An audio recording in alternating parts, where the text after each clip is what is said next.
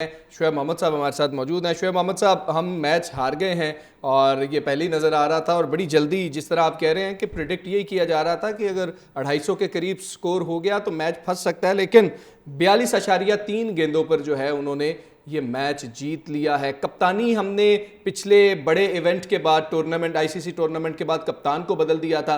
रिजवान की कप्तानी पे भी मैं चाहूंगा कि आप बात करें कि आपको कुछ फर्क नजर आया पाकिस्तान की टीम की बॉडी लैंग्वेज में? नहीं, अगर आज के मैच की बात कर रहे हैं तो बॉडी लैंग्वेज शुरू से ज्यादातर आप देख लें कि जिस तरह बस ये एक रिचुअल से गुजर रहे हैं कि अच्छा जी ये तो होना ही है, उस तरह की बॉडी लैंग्वेज मुझे नजर आई। कोई पॉजिटिव एटीट्यूड और एटीट्यूड कोई नजर नहीं आया, जो कि एक बहुत जरूरी होता है। चाहे वो कम रन किए हैं, लेकिन उसके एक एक रन के लिए फाइट आउट करना होता है और फिर फील्डिंग एक्स्ट्रा ऑर्डिनरी चाहिए। फिर दूसरी चीज ये कि उनके फास्ट बॉलर्स ने बहुत अच्छी, तीन जो टॉप फास्ट बॉलर्स उनके थे, तो उन्होंने तकरीबन 100 रन दिए अपने तकरीबन 25-28 ओवर के करीब में। तो हमारे फास्ट बॉलर से शुरू में ये गलती हुई कि ये अपनी पेस ज्यादा यूज करने की कोशिश की और शाहीन को उन्होंने उस पेस के ऊपर, जितना अच्छे जो टॉप बैट्समैन होते हैं वो पेस को यूज करते हैं और उसके ऊपर अच्छे शॉट खेलते हैं, और वही देखने में आया कि हमारे फास्ट बॉलर्स ने इतना अच्छा डिस्प्ले नहीं किया फास्ट बॉलिंग का, और उन्होंने सिंगल डबल्स हमारे रोके रखे और हमारे वाले बॉलर्स के ऊपर, बॉलिंग के ऊपर सिंगल डबल्स आसानी से उनके बैट्समैन बनाते गए। रनआउट भी एक हारिस रऊफ के हाथ में एक आया बॉल, लेकिन उससे पहले जो मेन एक शायद फर्क जो पड़ सकता था वो शुभमन गिल का एक मिड विकेट के ऊपर जो खुशदिल शाह ने शायद कैच छोड़ा था, खुशदिल ने उसके ऊपर, उसके बाद 20-30 रन क्विक फायर रन बने। तो वो एक टाइम होता है कि प्रेशर क्रिएट करने का, वो बाद में हालांकि थोड़े देर कुछ 30 रन के करीब के बाद उनकी विकेट जरूर गिरी, लेकिन ये कि वो टू लेट द हीरो वाली बात है कि उससे पहले उन्होंने कुछ कम ही ओवर्स में एकदम से क्विक फायर रन बनाने में उनको कामयाबी हुई और पाकिस्तान टीम को एक सेटबैक हुआ, पूरी टीम गिर सी भी गई। तो रिजवान की जो आपने बात की है, वो उनके पास ये पोटेंशियल, ये जो, चाहे वो रिजवान हो या दुनिया का सबसे अच्छा कैप्टन भी हो, तो वो उसके पास टीम भी होनी चाहिए और लड़ाने के लिए उनके अंदर वो कैपेबिलिटीज होनी चाहिए। वो हमारे 7 नंबर के बाद तो प्लेयर जो है वो पाँव लेफ्ट पे रख के बस चौका या छक्का ही मारने की कोशिश करते। करेक्ट क्रिकेट तो खेलना ही नहीं चाहता कोई यहाँ, तो ना सीखना चाहता है। अब जो तैयब ताहिर जिस तरह बोल्ड हुए कि पहले उन्होंने मारने के लिए गए छक्का या चौका, लेकिन जब उन्होंने लेंथ देखी तो वो उनको पता ही नहीं था कि क्या हुआ और वो छोटी सी टर्न हुए तो बोल्ड हो गए।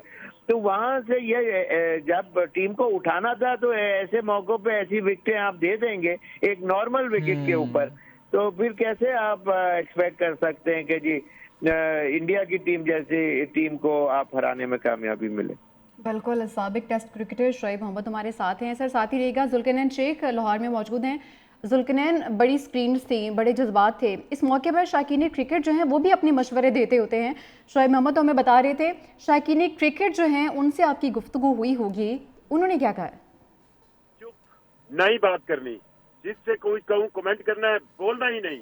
एक ऐसी चुप जिसमें नाराजगी की इंतहा है, एक ऐसी चुप जिसमें गुस्से की इंतहा है, एक ऐसी चुप जिसमें आप कमेंट ही नहीं करना चाहते। मतलब आप अगर किसी से नाराज होते हैं और अगर आप उस नाराजगी का इजहार बोल कर दें तो ये नाराजगी का पहला लेवल होता है, लेकिन आप बिल्कुल साइलेंट हो जाए, ये वो हिसाब था। लाहौर के अंदर मैं आपको बताऊं, जहां जहां स्क्रीन लगी, एक लम्हा ऐसा नहीं आया कि पाकिस्तानी शायकीन कुछ, एक होता है ना, एक मैच शुरू हुआ, आपका एक पैच ऐसा आ गया जिसके अंदर आपके रन बने और शायकीन एंजॉय कर रहे हैं, या एक पैच ऐसा आ गया जिसमें आपने 2-3 करते विकेटें ले ली तो आप शायकीन को एक थोड़ी सी उम्मीद आई।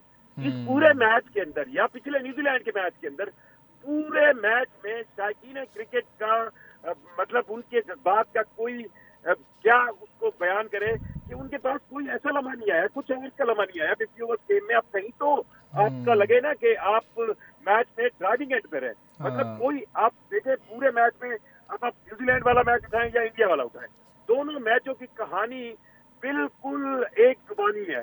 हालांकि दोनों में ये आपको फर्क नजर आएगा, एक में बैटिंग पहले की, एक में बैटिंग बाद में की, लेकिन आपको कहीं पे भी टीम पाकिस्तान ये नजर नहीं आ रही कि यार ये 10 ओवर थे बॉलिंग में या ये 10 ओवर थे बैटिंग में, जब पाकिस्तानी शायकीन जो है वो एंजॉय कर रहे थे, नाच रहे थे। नहीं नहीं, हम बिल्कुल जुल्करनैन, आप दुरुस्त कह रहे हैं। वो आपने बात की, वो बात ही नहीं करना चाह रहे, खामोश हैं और गुस्से का इजहार खामोशी से कर रहे हैं। तो जॉन एलिया का वो शेर याद आ गया कि मेरी खामोशी है मोशी है मुसलसल को एक मुसलसल गिला समझ लीजिए। तो इस तरह का मामला है। जुल्करनैन, आप भी साथ ही रहिए। शराज हमारे साथ है। शराज, आप बताएं, जहां पर आप मौजूद हैं वहां पर शायकीन ने आपसे बात की या वो भी गुस्से से बात नहीं कर रहे?